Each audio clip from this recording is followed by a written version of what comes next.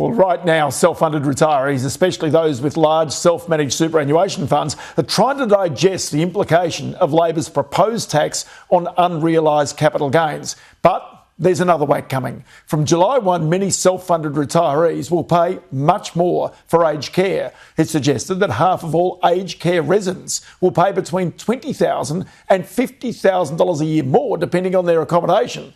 Michael Horin is Director at Clarity Aged Care Advisors and joins me now. Michael, many thanks for your time. It is a self-funded. They probably take the biggest whack, but it's much broader than that where these price rises are coming, isn't it?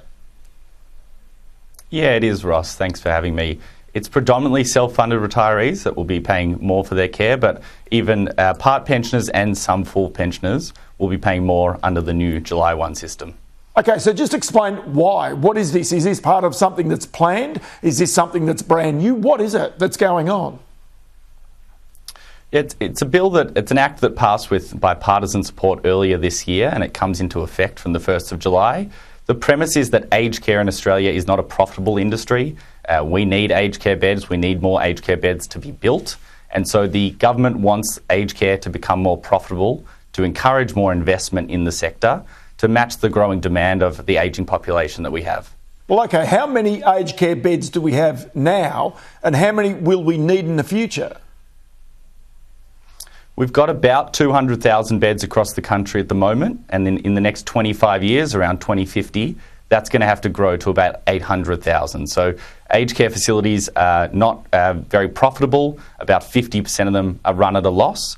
So they need to become profitable to incentivise more beds and more facilities to be built. So in other words, unless there is, again, enough revenue coming through the door from those aged care beds, which largely coming from the self-employed or indeed, or rather the self-funded retirees, or indeed coming from the government, then there is no incentive for providers to go and build those beds that are going to be required for ageing Australians. Yeah, that's correct. And it's important to note that the government is still funding anywhere from 70 up to even 100% of an aged care bed.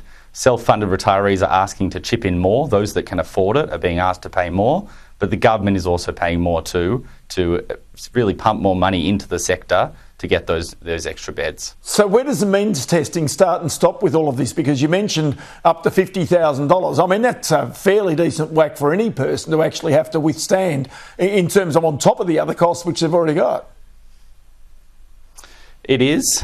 Means testing is one of the components, and it's one of the major components that's changing. The current lifetime cap on the means tested fee is $82,000 or just above that, and that's increasing to about $130,000. So roughly a $50,000 increase. It's spread over a number of years, but the system is designed in a way so that everyone can afford a bed in aged care, and it's essentially asking those who can afford it to pay more, and those that can't afford it, the government's chipping in a bit more there. Something that might be a bit controversial here is the so-called refundable accommodation deposits, the RADs. Now, in the past, you would pay 100%, and if there was a change of circumstances, there's obviously a deposit comes back. But now the aged care facility can keep a part of that RAD, that deposit, on an ongoing basis. Yeah, so that's the second major change. The RAD, commonly referred to as a bond, it's currently 100% refundable. In the new 1 July system, it's going to be that the facility retains 2% of that bond per year, up to a maximum of 10% over a 5-year period. So, for example, $1 million bond, if you paid that today, you'd get the full $1 million back when the resident leaves the facility. If you're entering in the new system and you're there for 5 years, you get $900,000 back instead of that full $1 million. So, Michael, I know a bit about finance. I think this is about the most confusing part of finance that I know. You can take me to superannuation or annuities, you can take me to the tax office. This is really complicated for people. It is. It's a really complex industry. It's necessary to get advice before entering the industry because there's so many moving parts and there's so many pros and cons to the different choices that you have. You also need to factor in any pension entitlements, the various different fees that you charge or that you pay, some of which are means tested, some of which aren't. Whether you sell the home, which can have unintended consequences as well. Sometimes kids want to be generous and donate or loan part of the bond to their parents as well, and that can have unintended consequences. So there's a variety of different choices, and with each of those choices and options that you have, there's different implications of that. So it's necessary to get advice before moving into aged care and making a major decision like that. There is no doubt about that. Michael Horin, thank you for the explanation today. It made a bit of sense, I've got to say, in something that is very, very complicated. Well,